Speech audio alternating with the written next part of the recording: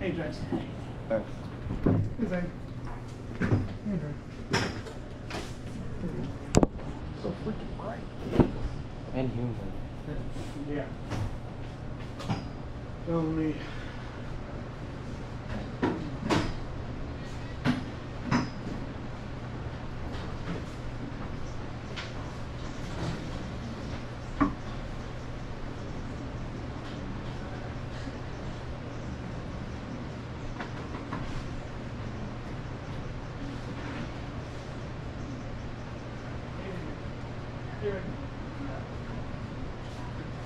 I'll be back in a few minutes.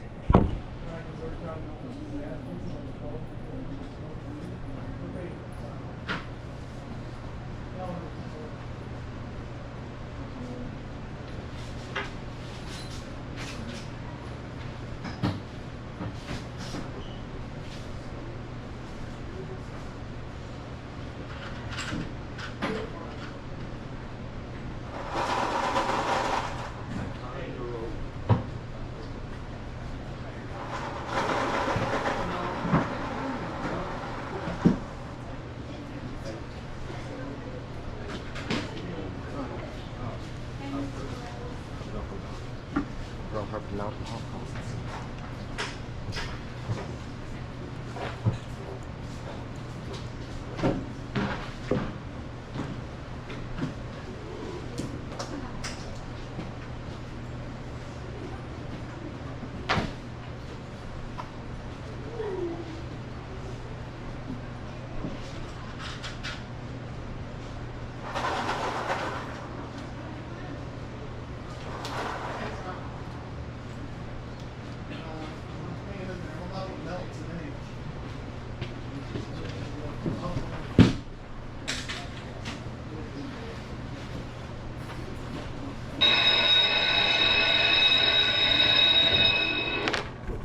Someone had some. Alright. Welcome to the oven. This is pretty apt that we're in an oven, given what we'll talk about today. Do not on the board. Do a trend. Temperature wise. Not in looks. Yeah, I'm not. I'm cold quick. You're cold? Oh my lord. You were built for this kind of weather. I am freezing. I don't like when I'm sweating. If I'm sweating, I'm mad. In a jacket. Because I never took it I mean, off. you caught it. That's about it. In June. It took me a few seconds. I was off. I never took my jacket off. I'm glad only you caught that. Well, then no one would know, and maybe just. See, I'm back. Oh, you're back. Hey, Ricky. Hi, Lana. What's up, Carlos?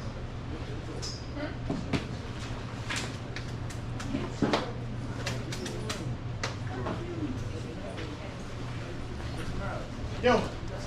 Okay. Alright, let's see what I want. Alright, I'm back. I am back. This girl keeps sending me snaps. Pens? I have 8 pens. I just ignore them. Anyways.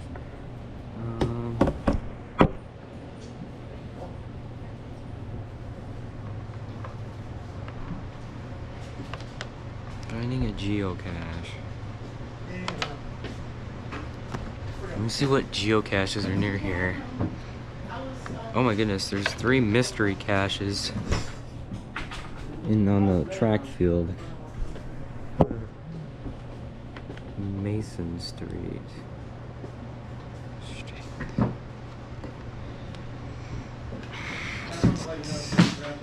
Geocache. What was that park? We might want to grab it in between 6 hours. That's like Subway. I mean, I'll be here. What are you gonna do? Just let me know.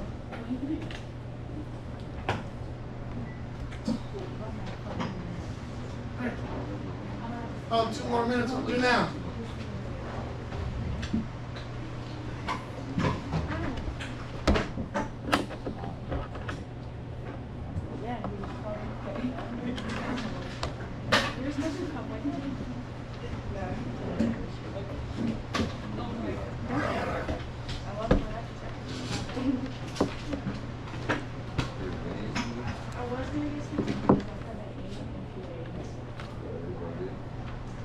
short sweater now. We gotta get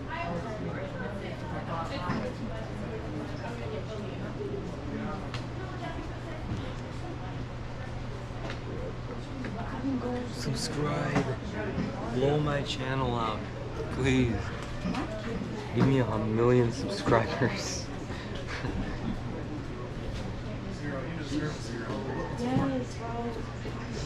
I want 1,000,000 subscribers, or at least 100 subs. I don't know, that probably won't reach that for quite some time.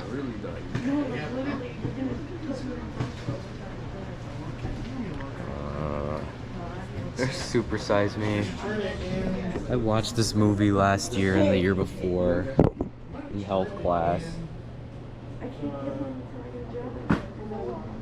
Stop messing with me. Video. Watch this movie. Super Size Me. Give me 1,000,000 subscribers. 100,000,000 subscribers. Oh my goodness. Give this man 1,000,000 subs. Alright, about one more minute. What you know about the Holocaust?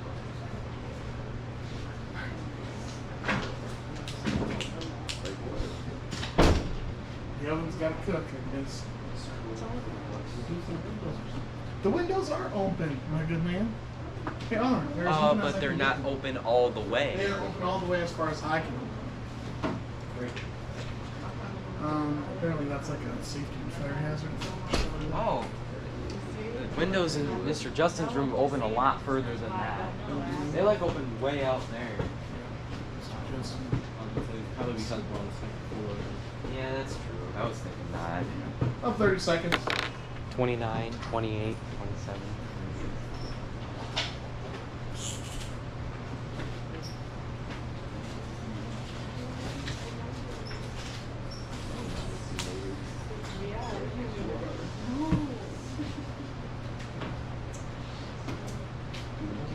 I was thinking about doing that assignment from last year they did with you guys in the world.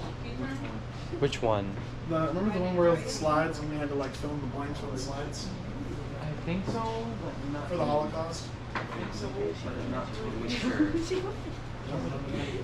I don't really remember last year all that much. Happy Face Cash. 344. Look right there. This is the cache I filmed in my last video. This one, If you're I found it walking this down time. towards the main office. So when you're walking down to the main office, right? You're walking from here to the main office. Main office is on your left. Student center on your right. Just past the student center, like the next office past it, is Miss Hurd's. And she's there at the door open. Viewers on my channel. Cool. Okay. Let's get this day started. Oh, right. I know. Yeah. You don't know. Yo, cash.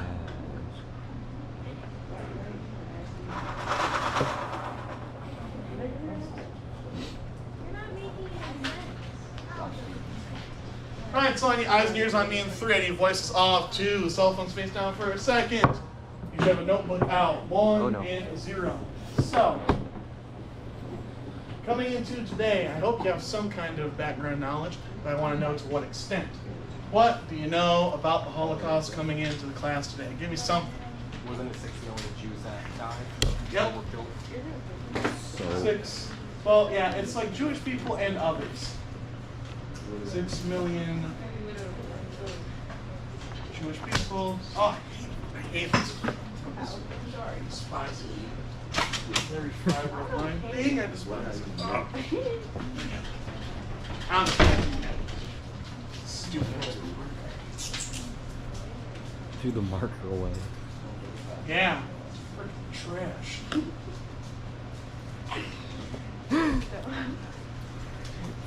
Marker away. That's also. Ooh. One second. It's Jewish peoples. It's gypsies. gypsies. There's a few others. I won't get just like super specifics. They couldn't eat much. Where was this at? Do you remember, Lena? What it was called? Where they took it to?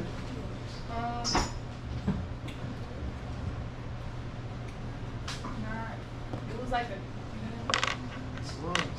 Concentration camps. yeah, and they like put them in the gas house thing. That's concentration camps. What you're talking about is an extermination. Yeah.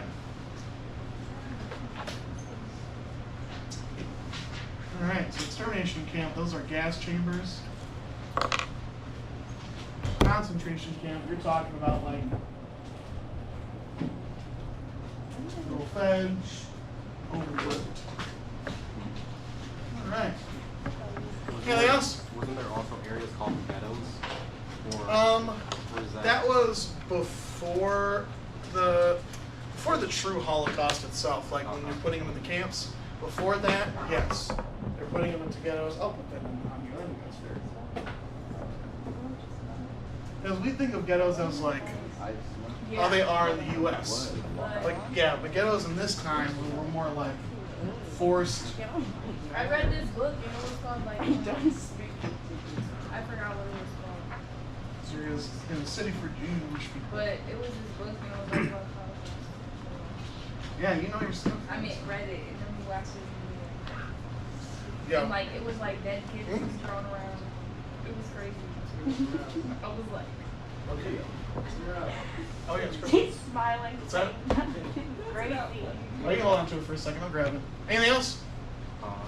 Someone else other than right back and forth knowledge bases. Someone else. Thank you, Lena. Thank you, Jesse. Don't hear anymore from y'all too.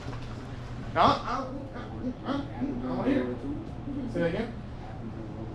During World War II, great powers of deduction. It actually starts just before World War II. I thought it started in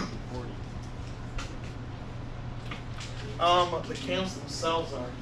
So, excuse me. I think Bailey, Ashford, and Arola. I don't have faith, but I have name. Like, I don't have. This one isn't even last at all. Okay. So Chris and name. Keep these paying your cell phones. Thank you. Yeah. All right. oh,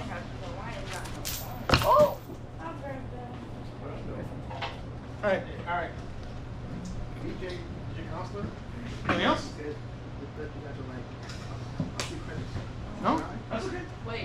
I know you two know. I don't want to hear from y'all two. All right. Thank you. But it's still getting answered and nobody else knows. Well, we're going to talk about it more in a second. This is more of like a, let me gauge how much the majority of the class. That was the one thing when I like actually like learning about was like the Holocaust. It's like interesting. Are you? It's very It's interesting. like crazy because like it actually happened. Yep. That's why we're signed up. Some people will think that it didn't. I truly believe that it didn't. Me, I think it happened. So, kind of what Lena and Jesse and a few others are talking about. Thanks, by the way. We are covering the Holocaust today. We might do a bit more on it tomorrow, but we're not going to take more than a couple days on it. Why? You probably covered it in a world history class, from yours truly, or from others, or if you're interested in other historical things. World War II is always the history thing that most people know from video games, from TV or media, other classes. So I only spent about a day on the Holocaust. Here's how it's going to work. I'm going to show you a video. We're going to do some textbook stuff. I will give you a Nearpod self-guided activity that covers the Holocaust so you can get some basic information down, and then we'll probably do something with that information tomorrow. Cool, pretty easy Monday. All right, so before that, let's watch a video about the perspectives and what it was like at one of these concentration camps. And deported to Auschwitz as well. The Nazis never told you anything, so we had no idea where we were going, what was going to happen to us. And there were some work camps, but we were lucky we were sent to Auschwitz and not to Treblinka, for instance, where the whole transport, no selection, whole transport went into the gas chambers. So then you had no chance whatsoever. At least we had a chance. But the first terrible thing was at arrival, men and women to different sides. That was the first command. And you can imagine what scene that was. Because people thought, and it did happen of course many times, that people never ever saw each other on earth. So my mother and father embraced, and Heinz and my mother and my father and me, and my father, that is something which I remember very clearly. He took me by the hands and he said, Evertje, that's a Dutch name for Evertje, God will protect you. And that was amazed. I was amazed at that, because he was not really religious. But at that moment, he realized nobody else could do it, but if there is a God, he will look after me. Yeah, and then the man walked away. My mother gave me this hat and coat, and I didn't want to wear it, was very hot. But she said, well, perhaps it might come in useful later. And then the camp doctor appeared, youngish man, very smart, with a little stick like a conductor. And he looked you over just a fraction of a second, and he conducted you or the right or left. And because this rim of this head was big, he didn't see how young I was. So that was the first miracle. They told us with laughing that the family you've been separated were taken to a shower. But it wasn't, of course, a shower, it was gas. And within 15 minutes, they were all killed. And then everything was taken away. Then we were registered, we were all tattooed, we were told you're not a human being, you're just like cattle who get a number. If ever we need you, you're going to be called out by your number. All our hair was shaved and naked, and then they told us now it's your turn to go in the shower, because we didn't want to go, but we were pushed into it. But it was an actual shower. We were herded into our barracks, which were low, wooden barracks with a sort of a chimney in the middle, and on both sides were bunks, 3 high, like cages. They told us that's where you will spend your night as long as you're alive.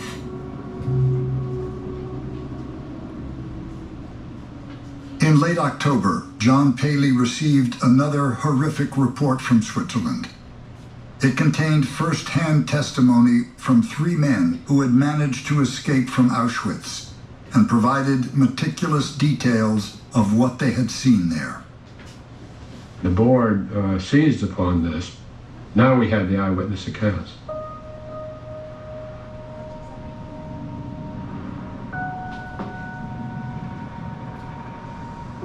Paley said the report ought to be required reading for the people of the United States. The release of the Auschwitz report is headline news throughout the country.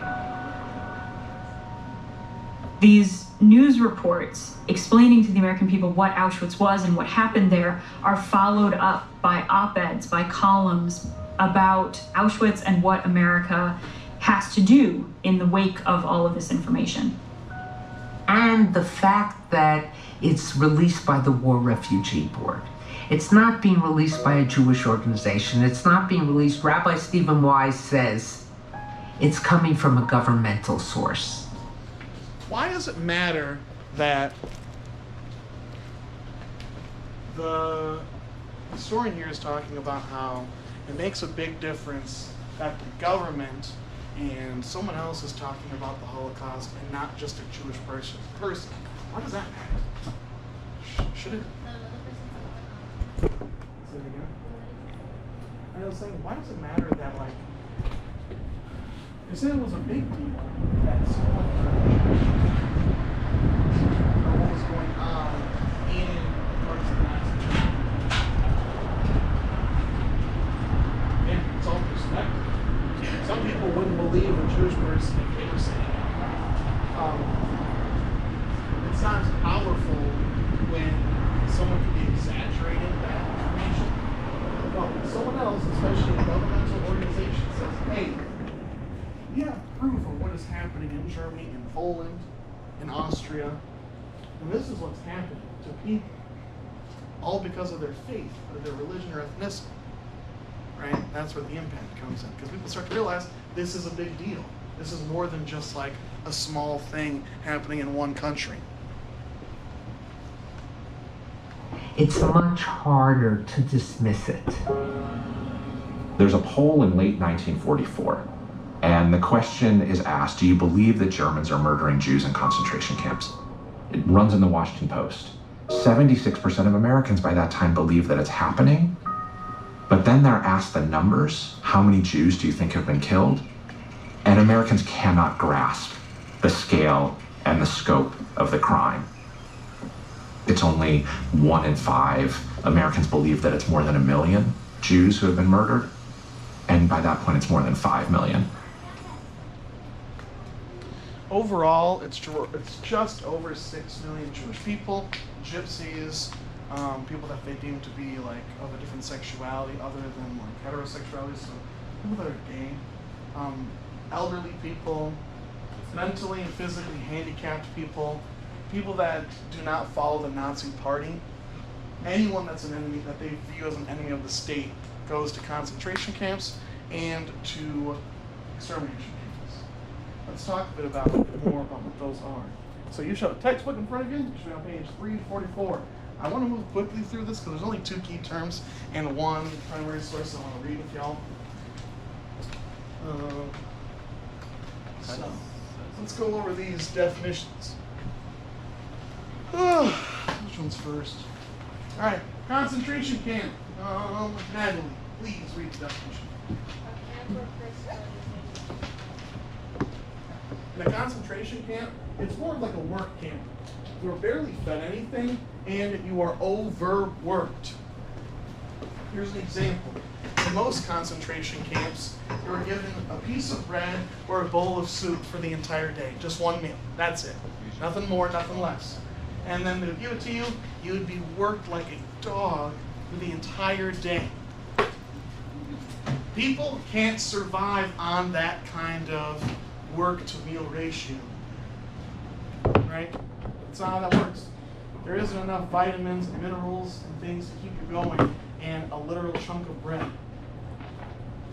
So what really ends up happening is that most people in concentration camps die of exhaustion, starvation, being overworked. Okay? So people say, well, it's better than the extermination camps. It's like, I don't know. Would you like to be starved to death?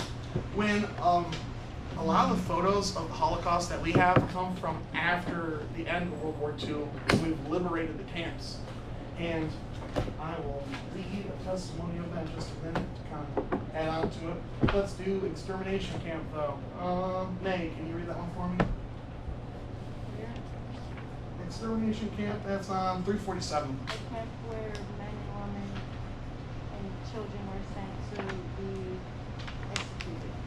So one of the ladies that experienced the Holocaust, she was talking about a camp called Treblinka. That is an extermination camp. A lot of times it looks like a shower, like a big group shower, and they'll bring a ton of people in there, and they'll release certain gases. The most well-known is Cyclone B, I think is what it is, which is deadly to humans. The Nazis also did a whole host of other things and experiments to people that you couldn't even imagine in horror, like movies and books. I wanted to read a quote that's on 348, and then if you wanted to look at what it looks like for a person who was in the Holocaust, go to page, just look at the photo on page 351. If you want to see what it's like for a person. So I'll read the quote, you can look at the photo. I looked at a bottom bunk, and there I saw one man. He was too weak to get up, he could barely turn his head. He was skin and bones. He looked like a skeleton, and his eyes were deep set. He didn't utter a sound. He just looked at me with those eyes, and they still haunt me today. So even if people escaped the Holocaust and all these camps, I mean, their entire lives are forever living in fear of being imprisoned like that. Okay. All right. I have a self-guided Nearpod that I would like you to go through and take notes on. That's the remainder of the hour. I've pretty much gotten caught up, except for like I think one test and one quiz, as far as grade point is concerned. So if you have questions about your grades, ask away in a little bit. I'm gonna post that Nearpod.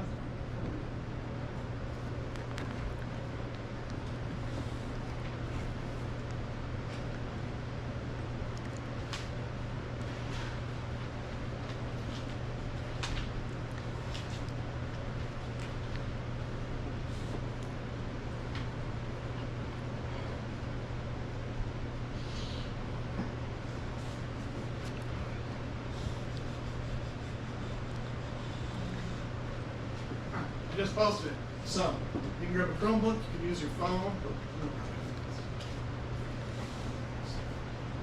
You have a pair of